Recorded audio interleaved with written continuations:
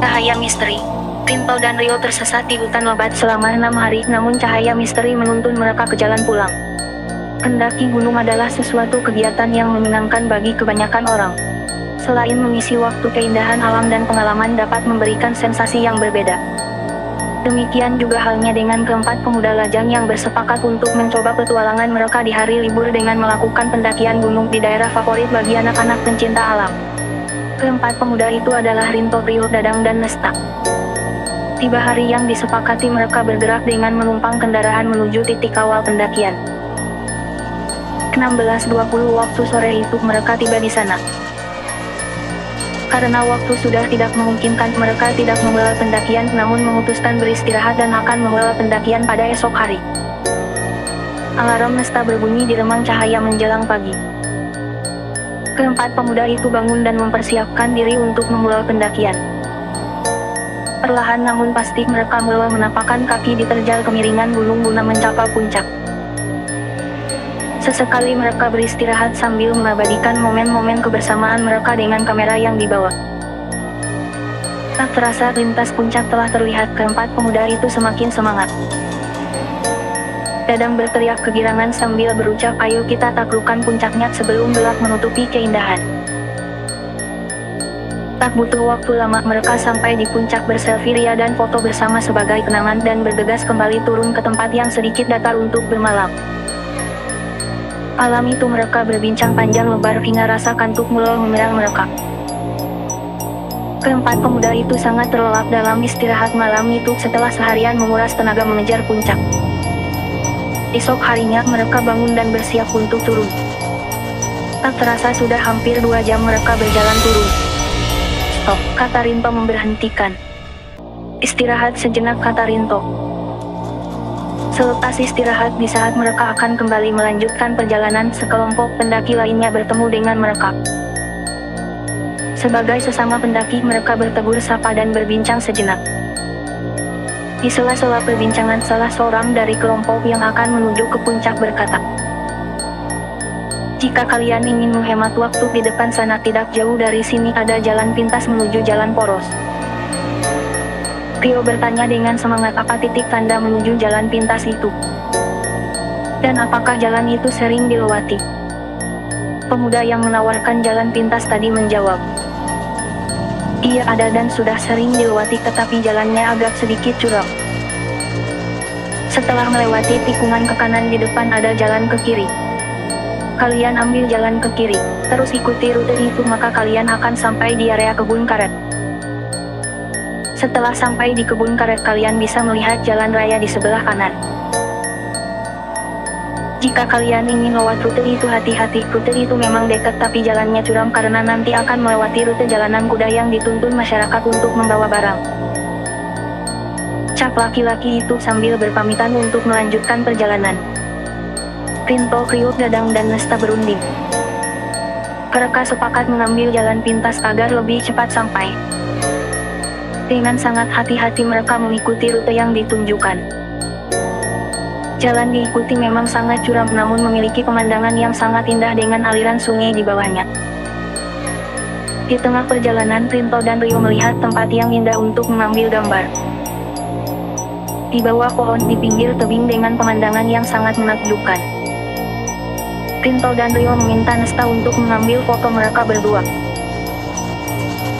Sebelum foto diambil, seekor ular jatuh dari atas pohon yang membuat Rinto dan Rio kaget dan terpeleset jatuh ke sungai deras yang mengalir di bawahnya.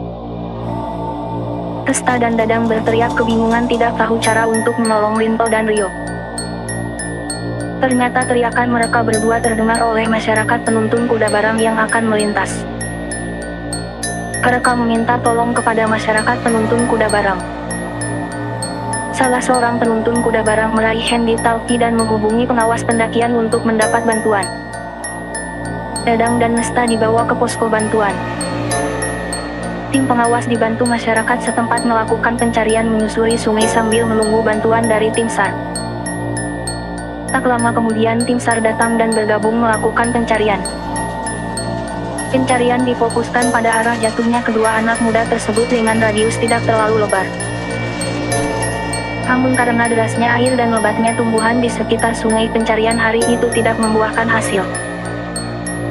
Pencarian dilanjutkan esok hari dengan jumlah pencari semakin banyak.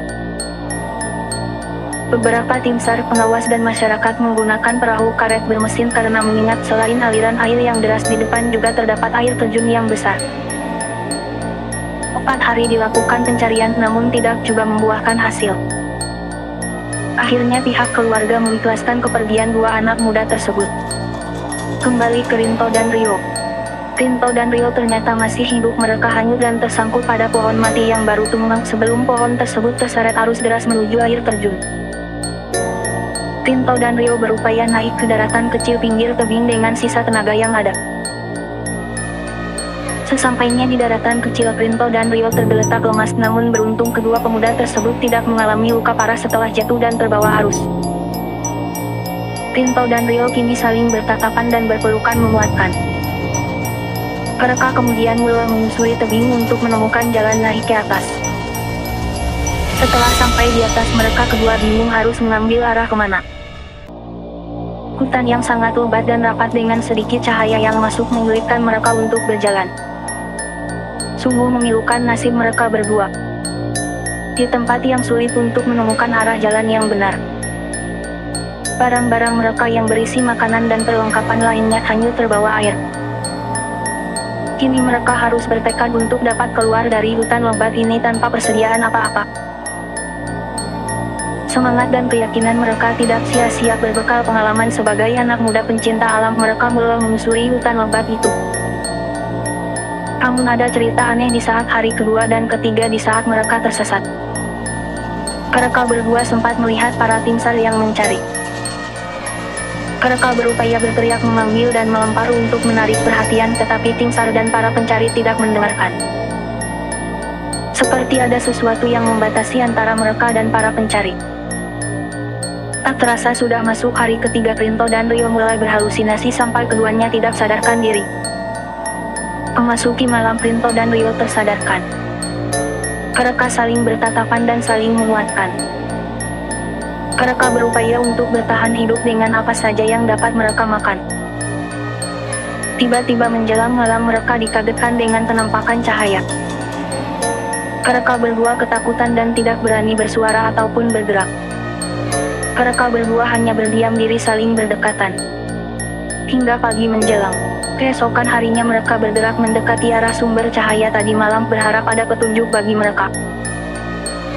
Namun mereka hanya menemukan kelopak bunga yang banyak seperti berbaris dalam keadaan layu.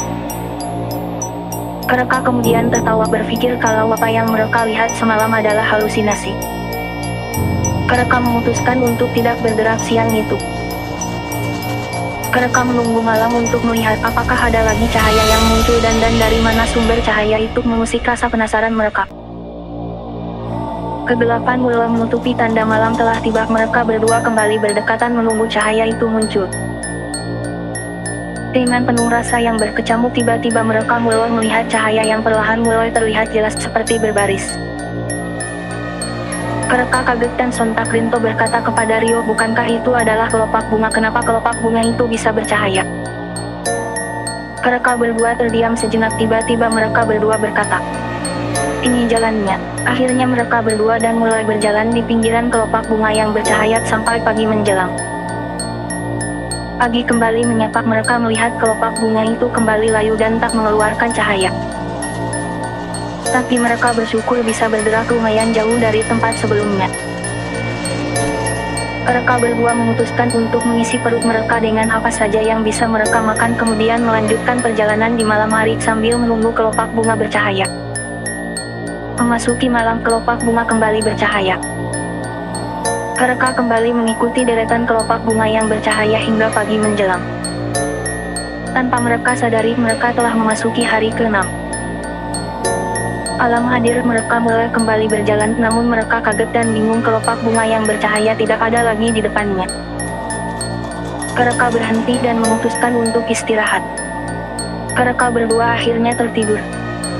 Mereka kemudian terbangun dan melihat-lihat daerah sekitar. Namun keduanya terjatuh ke bawah tepat di atas kubangan. Mereka kemudian bangkit berdiri dan melihat daerah sekitar yang ternyata mereka sudah keluar dari hutan lebat. Mereka tersenyum dan tertawa senang. Rasa lapar, capek dan haus tidak mereka rasakan lagi. Mereka kemudian berjalan kembali menjauhi hutan lebat itu. Tiba-tiba mereka mendengar ada suara orang bercakap-cakap. Mereka berdiam sejenak untuk memastikan. Dan akhirnya mereka yakin bahwa itu adalah suara orang. Mereka kemudian berteriak untuk menarik perhatian. Akhirnya orang-orang yang bercakap-cakap itu keluar mendapati mereka berdua.